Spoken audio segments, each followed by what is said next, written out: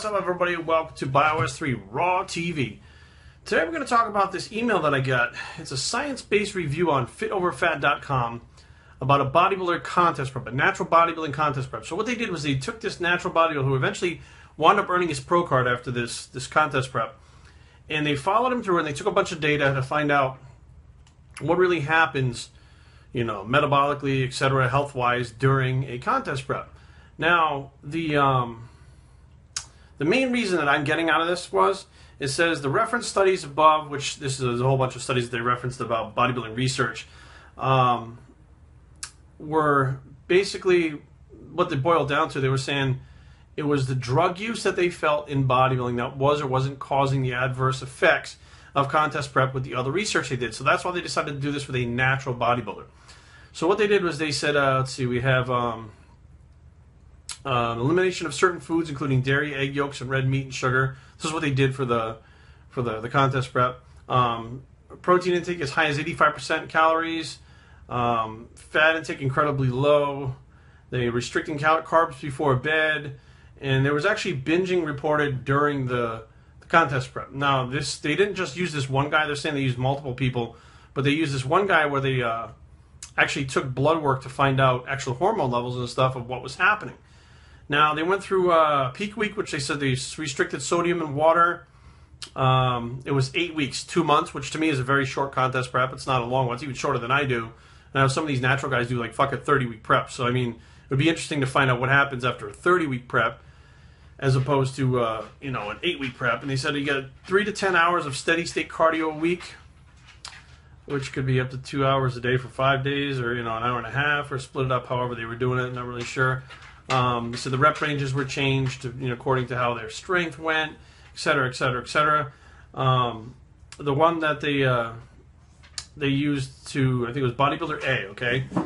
They used to get the blood work and stuff was a 26-year-old male, natural pro bodybuilder, a natural bodybuilder, and his prep from the start to the end was 6 months. So before he goes into the prep, then you get the 2 months of actual prep, and then after the prep. So they're considering that whole thing prep time. So they're like, oh, we did an 8-week study, but it's 6 months. What the fuck? I'm bad at math, but even, you know, maybe I'm reading this thing wrong, but, you know, that's how it reads. And what's interesting is they were basically saying that, you know, the adverse reactions of contest prep happen due to the fact that it was used of bro techniques before, which really fucked people up, and it was the drugs. So they wanted to use a more scientific-based, new school approach, which still sounded pretty bro to me. But here's the interesting thing. They took all the blood levels of this individual and the blood markers during the contest prep. And as the contest prep went from start to finish, testosterone decreased. Insulin decreased. Cortisol increased, which fucking, that's not good. Let's face facts. Thyroid hormone decreased, again, not good. Ghrelin increased.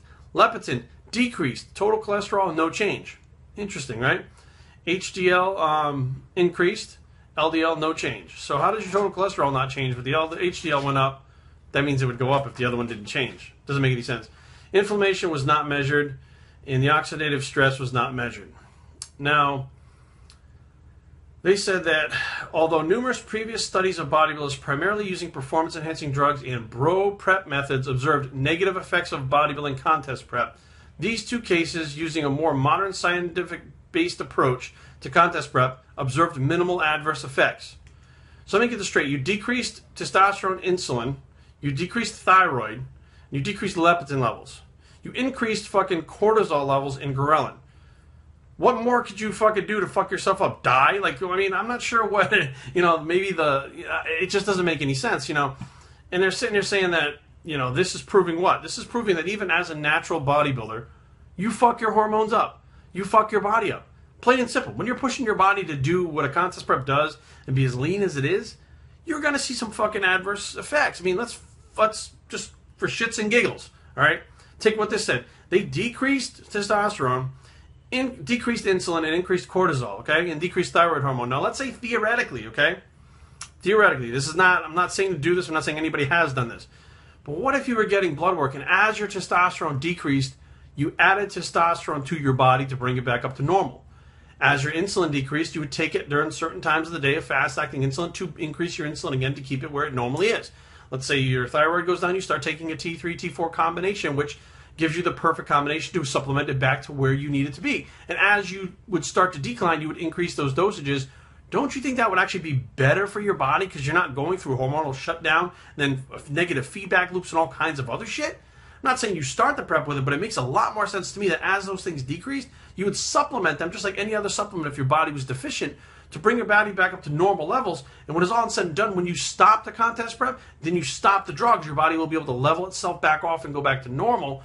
And the side effects that way and health markers and issues would be even minimal. I mean, even it would be so minimal that fucking, and so much more healthy that way. But I mean, let's face it, people are not going to do that. I mean, they're going to supplement a little bit of testosterone. They're going to take 50 milligrams a week. They're going to take 500 milligrams a week because, you know, nobody's going to want to do it that way. But you see, it's all taken into context. You know, it's, well, this is better because of this. Well, what is it? Isn't this better? Is this better? Like, you know, bottom line is, if you're doing a bodybuilding competition, it's not for fucking health. It's not about being healthy. And, you know, this goes to prove, again, I mean, it's a natural bodybuilder. And, you know, he did his prep with, you know, the scientific way that backs it up in a more and less bro way and blah, blah, blah, blah, blah. And he still had all these decreases, an increase in fucking cortisol, which is bad. Anytime your cortisol's through the fucking roof, your body's in a defense mode. It's in not want to fucking die mode. That's what it does. It starts fucking pushing your cortisol levels through the roof. So all is said and done, you know, is it really any healthier to be a natural bodybuilder than it is to be a drugged out bodybuilder? I'd say probably, because your body's going to rebound after that natural bodybuilder. Their body's going to rebound and come back up to normal and things will level out. If you're a drug user, not only have you suppressed your own levels, but you've put more stress because you're using super physiological dosages on your body that also your body has to repair from that before it can even get back to normalizing itself. So I do agree that the natural bodybuilding way would be the naturally healthier way to compete and diet down, but it's still not healthy. Don't fucking confuse the facts. It is still not healthy. Biowesttraining@gmail.com. Leave comments down below, but don't fight. www.biowesttraining.com is the blog, and where this is, if you want to be healthy, don't compete, bicep, and we're out.